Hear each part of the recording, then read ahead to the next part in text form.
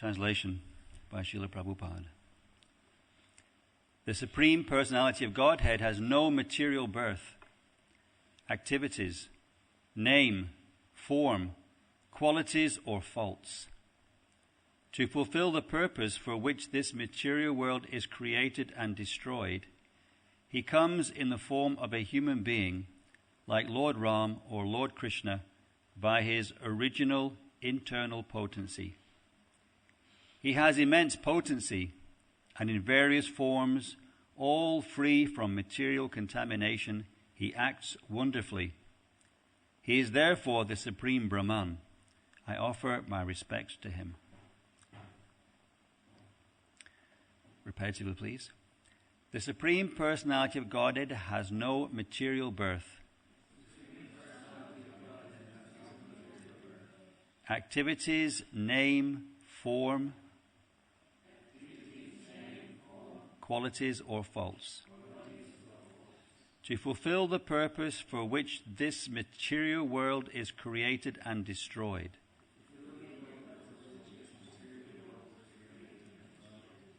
He comes in the form of a human being like Lord Ram or Lord Krishna.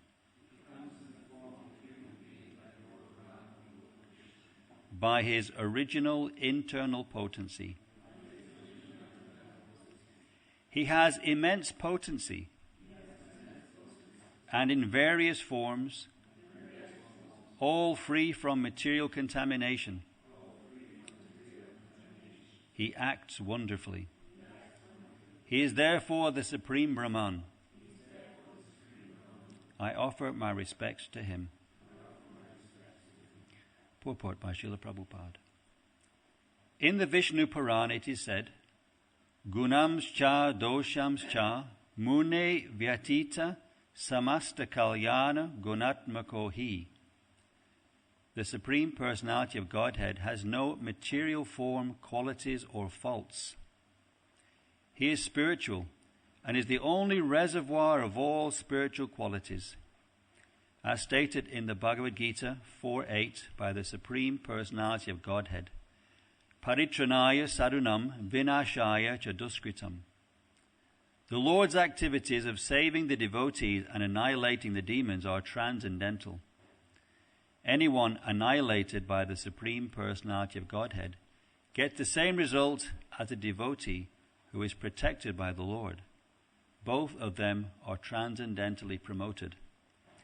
The only difference is that a devotee goes directly to the spiritual planets and becomes an associate of the Supreme Lord, whereas demons are promoted to Brahmaloka, the impersonal effulgence of the Lord. Both of them, however, are transcendentally promoted. The Lord's killing or annihilation or annihilating of the demons is not exactly like the killing of this material world. Although he appears to act within the modes of material nature, he is nirguna, above the modes of nature. His name is not material. Otherwise, how could one get liberation by chanting Hare Krishna, Hare Rama? The names of the Lord, like Rama and Krishna, are non-different from the person Rama and Krishna. Thus, by chanting the Hare Krishna mantra, one constantly associates with Rama and Krishna, the Supreme Personality of Godhead, and therefore becomes liberated. A practical example is Ajamil, who always remained transcendental to his activities simply by chanting the name Narayan. If this was true of Ajamil, what is to be said of the Supreme Lord? When the Lord comes to this material world, he does not become a product of matter. This is confirmed throughout Bhagavad Gita. Janma karma chame divyam. Avajananti mam mudha manushim tanam ashritam. Therefore, when the Supreme Personality of Godhead, Rama or Krishna, descends to act transcendentally for our benefit, we should not consider him an ordinary human being. When the Lord comes, he does so on the basis of his spiritual potency, Sambhavamya Atmamaya. Because he is not forced to come by the material energy, he is always transcendental. One should not consider the Supreme Lord an ordinary human being. Material names and forms are contaminated but spiritual name and spiritual form are transcendental. Om Jnanatimanandasya Jananjana Shalakaya Chakshuranmalitam Yena Tasmai Shri Gurave Namaha.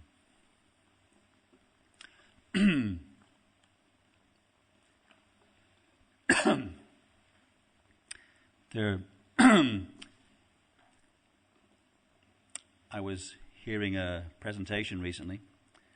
One lady, she specializes in regression. Regression is a process where you get hypnotized and you're taken back further and further back, and then you go back into a previous life. So some people have this ability to analyze people in previous lives. So she's giving one explanation. How there was a man, he was quite traumatized, and this is oftentimes why people want to seek regression. Why is it? What's happened to me? Why am I feeling so troubled in this life? What happened to me perhaps in a previous life? Anyway, she was a bit of a skeptic when she started doing this kind of experimentation, but gradually she became convinced of the authenticity of regression. So she gave one testimony how one man, he was quite perplexed in this life. So she went back in his previous life, and he had some affair or relationship with a girl or a young lady. I'm not sure how old she was. I think she may be quite young. And consequently, it created a big scandal in his family, so much so that because in those days, honor was very important, especially to the family. Nowadays, people don't care two hoots, but in those days, honor was very important. So his brother was so traumatized by what he had done that he had a duel with him. And in those days, they have a gun and they step out at each other and aim the gun at each other and try and shoot each other. So the brother who challenged him lost. So this man, who had this, you could say, unauthorized, illicit relationship, he was ostracized by his family. And so much so that he died. He actually died of hunger because he had no means to look after himself. And what's interesting is that in this life, he had suffered abuse in the same way that he had abused this girl in his previous life. So this is our birth. Our birth is that we are born to have the reaction of the actions that we have sown. So in this life, we suffer so many things because of something that we have done in our previous life, but we may not remember what it is. In some places, Srila Prabhupada says that the reaction for killing cows is that you'll be born and aborted. You kill your mother kills you. There's a reaction for it. So who would have known there's a connection there? So Krishna's birth is not like that. He hasn't taken his birth because of some karmic reaction in a previous life. He just comes at his own will. It's a dilemma for modern scientists because they rarely have a concept of things beyond matter. In fact, I remember I often listen to some of the lectures by Dhruta Karma, and he gives an example.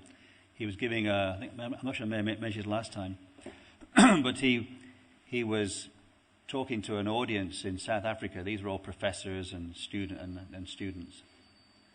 And he was talking about how in the science of archaeology, the scientific community have this knowledge filtration system, where only the knowledge that supports Darwin gets through to the textbooks and the modern education. And knowledge which kind of is different, doesn't get through. So he gave this explanation, and he gave many examples how it was going on like that. So after the lecture, many scientists came to him, and they said, actually, it's not just archaeology. It's the same in chemistry, the same in biology. In other words, all aspects of life, knowledge is filtered out. And Dhruta Karma, he cites all these famous scientists that we would know by their name, but we don't hear in our school education that they were investigating metaphysics or the science of things beyond the material. And a lot of these scientists were experimenting with seances and experimenting with levitation and all different various kind of things. Dhruta Karma gives some examples how there was one sitting, one session, and all these guys were together. They're scientists, so they're not going to just be duped. They had a very controlled environment. And one famous mystic, or I'm not sure they didn't use the word mystic, but in front of them, he got up, walked out the window, and floated across outside, and then came back in again. And all these scientists witnessed this. So there's a whole science about this metaphysics. Now, why it's important, and Judah Karma, in his book, he wrote this book, A Forbidden Archaeology. And then the next question, okay, if you're poo-pooing the Darwin idea, what's your explanation? So now he goes into all this scientific evidence to show that there is scientific evidence that supports a consciousness element. So this is sometimes how they use this element. I've even heard it recently in some presentations, these kind of modern critiques of modern society. They will talk about there's the consciousness. But even when they're talking about consciousness, they're not understanding the personality of Godhead. They're still having to anything but God. Now, Judah Karma mentions, or I was reading recently, that one of the reasons why science gave up religion is because they're almost addicted to not even giving religion any credibility at all, is because religion wasn't able to satisfy scientific inquiry. I mentioned before that I saw this challenge by Dawkins, and he was talking to the Archbishop of Canterbury, and he said, "Do you believe that man has only been around for 6,000 years?" The Archbishop waffled, basically. He didn't have an answer, because that's what they believe, that man, like ourselves, has only been existing 6,000 years. But yet science shows, archaeology shows, that people like ourselves have been going back for thousands of years. Of course, Judah Karma will show that people like ourselves have been going back for millions, billions of years. And that's what we would expect to see as Vedic scientific viewers. So, if you can't answer scientifically, then why would a scientific accept it? So Srila Prabhupada would say that Krishna consciousness is science. There's science of birth, there's science of death, there's a science of God. So there's various things that you can analyze to appreciate there's something else going on. It's interesting because this verse talks about potency. And things have got potency that we can't appreciate. I mean, one word here, let me just say one word that Krishna says, he is, where's that word now? He is, where is it? Swamaya, by his own potency. So what is our potency? How much potency do we have? We have some potency. Each of us has our own individual abilities. Sometimes people are great studiers. Sometimes people are great physical exerters. Sometimes people are great artists. And different people got different potencies. Everyone has a unique contribution, you could say, and a unique expression. But where does our creative potency come from? We didn't create it. We're not consciously architects. For example, we may try and do something that is completely out of our ability. We may never be able to do it. We have certain limitations. We're born into our potency. Krishna says, I am the ability in man. But he's not born into it. He is Atmamaya or Swamaya by his own potency. He by his own self, and he's potent. And not just to a limited degree, Ananta Shaktaye. He has unlimited potency.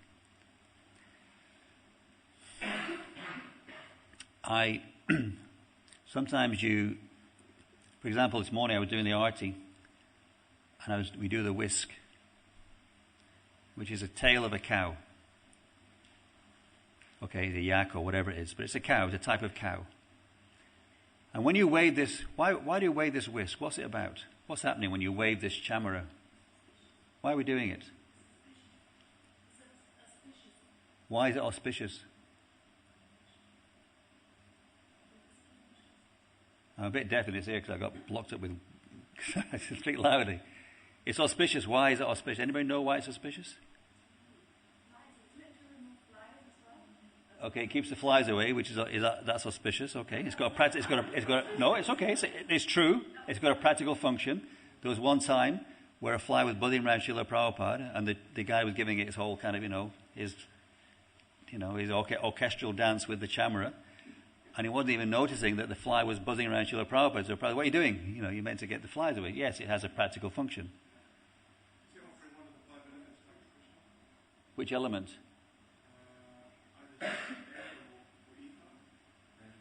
Interesting. I don't know.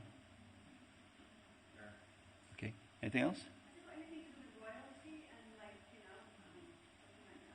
Royal insignia. We often hear it when Krishna enters the palace, or come out to Dwarka. They have the chamaras. So it has some kind of royal insignia. Great pomp and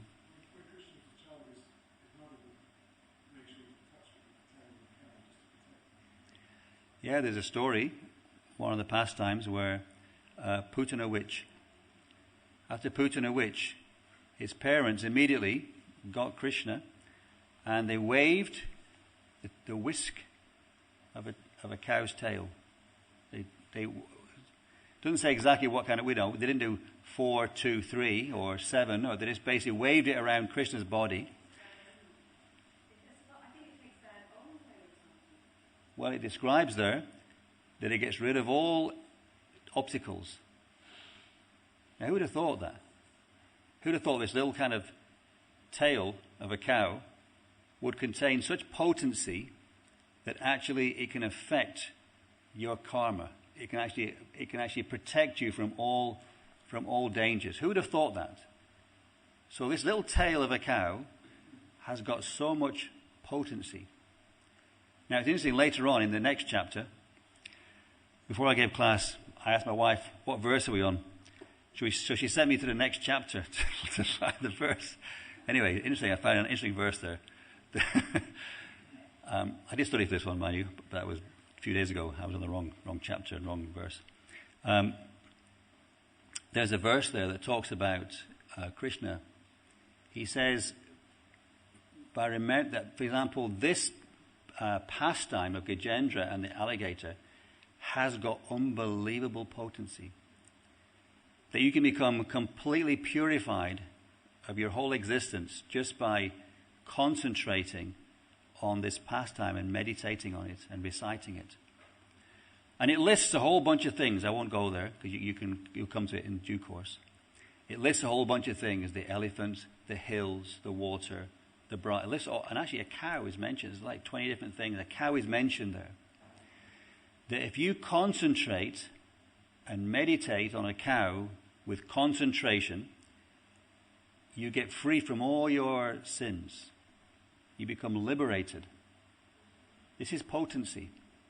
So we can't see potency, but it's there all the time. So Krishna, he's got unlimited potency. There's a verse that we chant regularly. This is drooping. This is mic here. Nam namakari bahuda nija sarvashaktis tatrapita niyame smarane nakala etadrishi tava kripa bhagavan mamapi dordaivam idrisham ihajani nanuraga. Some of the points that Srila Prabhupada makes in this verse and purport, you could say, are bread and butter of our Krishna conscious philosophy. These are the essential things that you will tell people. And he goes into Krishna. His birth is not normal, it's not ordinary, and the potency of the holy name. So this verse, Nam namakari bahuda nija sarva shaktis. Nija sarva shaktis. All Shakti contains all your transcendental potencies. Nam nam, which means many names. Akari bahuda, many different names. Bahuda, nija sarva shaktis.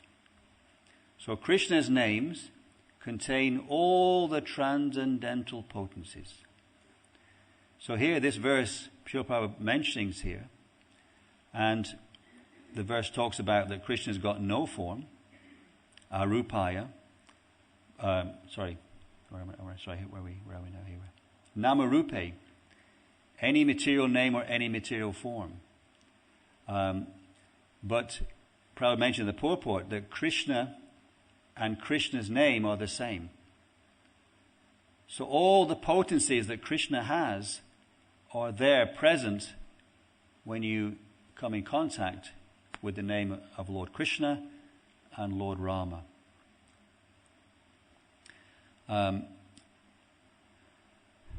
Prabhupada mentions here that the process of purification is to always chant the names of Krishna, and therefore you become liberated. So who would imagine this? It's funny because Prabhupada says here, he kind of asks a question. It's kind of interesting. Where is it now? Krishna is nirguna, above the modes of nature. His name is not material. Otherwise, how could one get liberation by chanting Hare Krishna, Hare Rama? It's an interesting kind of argument when you think about it. In a way, Srila Prabhupada's stating something that is, you could say, a complete truth. From his perspective, obviously you get liberated by chanting Hare Krishna.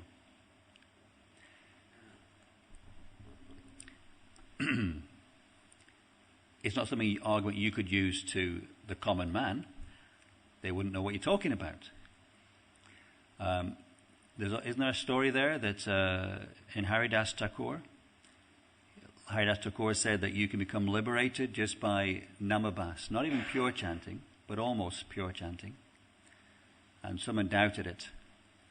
So Haridas Thakur made some comment about it. And he said, if it's true what you're saying or something, then you lose your nose or something. And this person, because he made an offense, then he lost his nose from leprosy. I don't know the exact, but it's more or less like that. So this is our dilemma. Actually, our dilemma is that we're hearing again and again and again, practically every verse and purport, how Krishna and Krishna's name are non-different. So we can, I suppose, reflect on that same verse I quoted, that Lord Chaitanya was praying that, how is it then that I have no taste? This is my great misfortune, that I have no taste for chanting the names of Krishna or Rama. So I guess our barometer is, how much do we believe this? And how much time and energy are we putting into manifesting our belief in this? Some other points here. Oftentimes you may hear people talk about creation. Many organizations, those also with religious backgrounds, will talk about creation, but hardly anyone talks about dissolution or destruction. But here, in the purport, Prabhupada mentions, to fulfill the purpose which this material world is created and destroyed. People hardly want to hear about destruction. They want to hear about creation. And that's why sometimes there's almost a fear of death. Though for some people, the idea of liberation is that this body that you have now and all the people you know, they'll go with you to some future place and live eternally. Someone told me one story one time that there was a priest or something, and he said, yes, when I go to heaven, I'll spend the first 1,000 years praying, and after that I'll play golf. Some statement like that. So, unfortunately, everything's going to end. Even this wonderful planet that we're so attached to has a finite end to it. People are hardly aware of what creation is. They don't know even what this universe. They look out the night sky. They don't know how big it is. How big is this universe? 4 billion miles. How do you know that?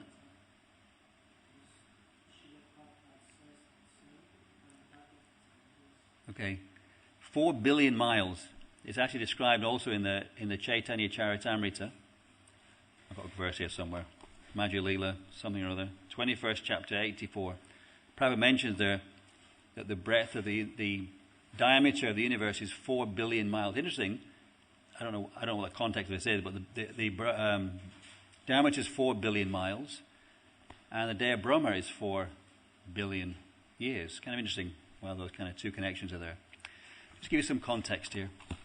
How they can never understand how big the universe is. How fast does a rocket go? Anyone know how fast a rocket goes?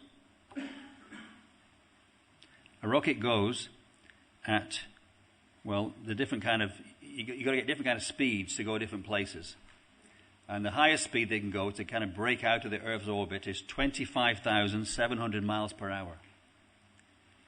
So if you could maintain that speed and use that speed to get to the end of the universe, anyone want to guess how long it would take you to get there? To work out get to the outer limit where you crash into the Earth that's enveloping the space in the middle. Anyone want to make a guess? I had the benefit of getting my calculator out and working it out. Sorry? Okay, you're close. 17,767 years to go from one end to the other. So it's impossible. Modern man could never, that's in their idea of history. Modern man like us has only been around 10,000 years. So you have to double the amount of time that they think we've existed to even get to one end to the other. So it's completely not even possible for them to ever, by their rockets or probably their Sputniks or the Apollo, whatever it is, to actually physically get to the outer regions of this universe. Now, somehow or other, if you could travel at the speed of light, anyone remember what that? Okay, speed of light is 700 million miles per hour. So if you go 700 million miles per hour, it would take you 238 days to go from one part of the universe to the other side. So it's not possible. They've got no concept whatsoever. So when they're looking out into the sky and they're saying, yeah, that little dot there, that's a gaseous form, and they start making all these wonderful guesses about what's happening on some little twinkling star somewhere out there they have no concept of, and they're telling you what's happening on there. But they don't even know that every single planet is inhabited. They don't know because they're looking with their telescope and trying to work out what's going on. And so when Prabhupada talks about the frog in the well example, it's very literal. There's a frog in the well. Quack, quack. How big is a well? 2 meters at the most. Some Indian wells are maybe 3 meters. What's that place you go to in Govardhan? And you look down, and there's these frogs in the bottom of the well. And these frogs are trying to tell you how big the ocean is. How are they going to know? All they got is a little well, and that's all their existence is. How are they possibly going to estimate how big the ocean is by using their well as a reference point? So similarly, the scientists are trying to estimate the extent of this one little mustard seed universe. And it's so extensive they can't even comprehend it. Yet this, Krishna says almost like nonchalantly, this is your Lord Brahma, I'm sorry, you got 4 heads, but you're only a small universal creator. There are universes where Brahmas have got 100 heads, 1,000 heads, 1,000,000 heads. So you can't possibly comprehend the extent of this one little universe. So it's interesting because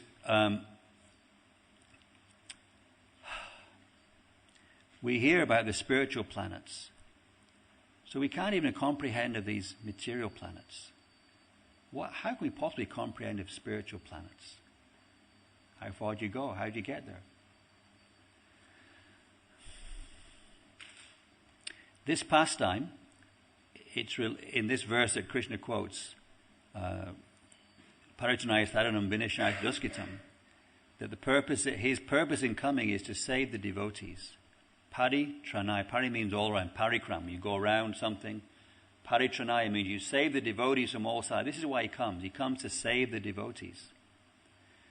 And he comes to annihilate the demons. So where are we in all this? Have we got a chance here? Are we demons, in which case we might get killed, or are we devotees, in which case we might get saved? And actually, I was thinking that this Bhagavatam is Krishna. He's enabling us to become liberated. Like in this one verse, if you just have this one verse the rest of your life, you become liberated if you follow its directions.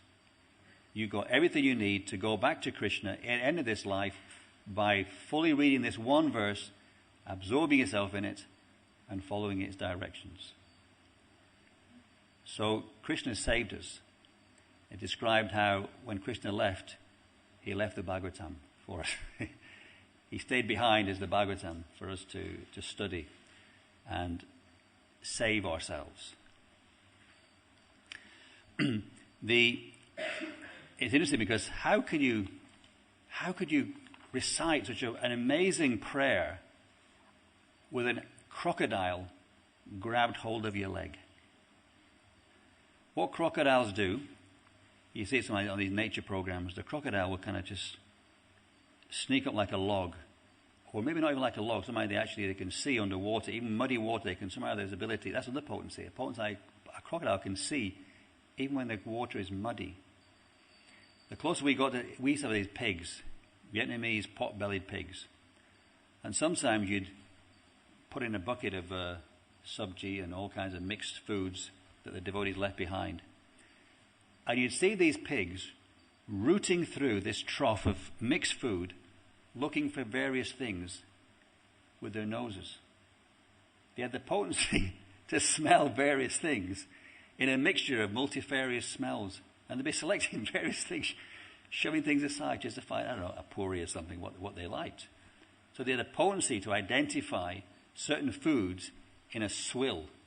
It's like sticking your nose into a bucket of khichdi and just selecting the dal, for example, as an example. So pigs have this amazing potency, and that's why Lord Krishna chose that form to rescue the earth, which had fallen into the bottom of the ocean. So so this crocodile has the ability to actually see things on the side. Now the crocodile was a great king. He was called Huhu. You're going to hear about it later. And what had happened was, he was a Gandharva. Another controversial topic. Gandharvas? What are those? That's a mythological person. But this is a higher planet.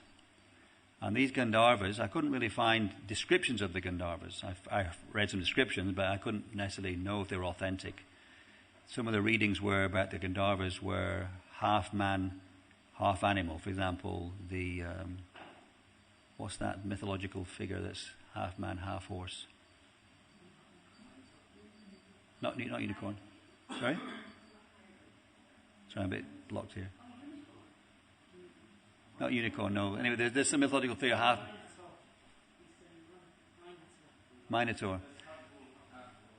Okay. I can't remember what it is. But anyway, I couldn't find a description of the Bhagavatam or Prabhupada's folio that describes what the Gandharvas are. Some people say they're just male, but they're musicians. So anyway, King Huhu was sporting in the river with ladies,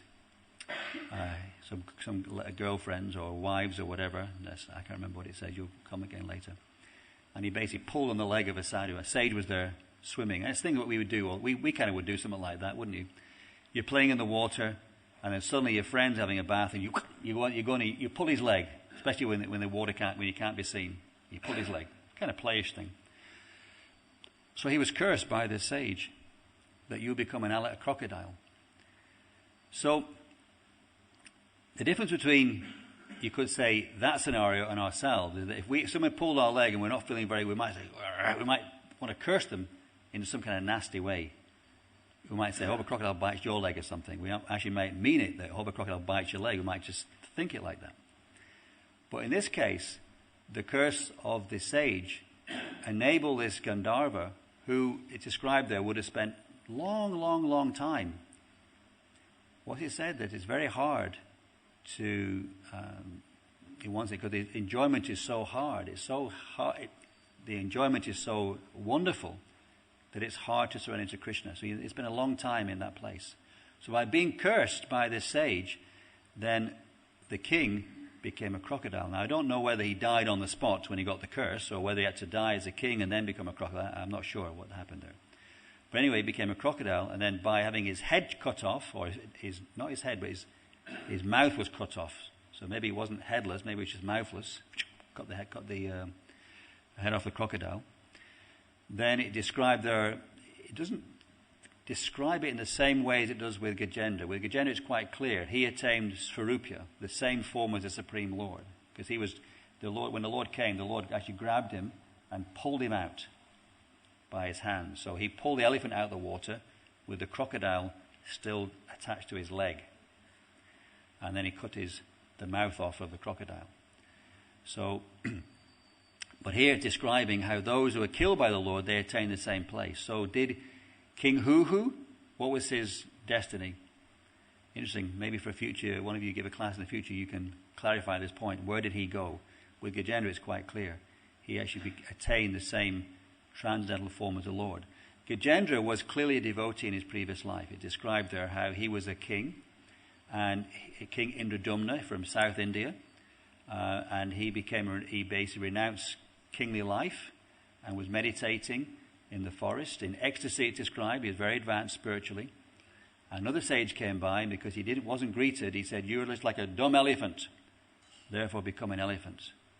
So in one sense it was a curse, but in another sense it was a blessing, because it enabled him in one life to go back to Godhead. So there's a lot more things that could be said here. So I'll stop there if anybody has any questions or points.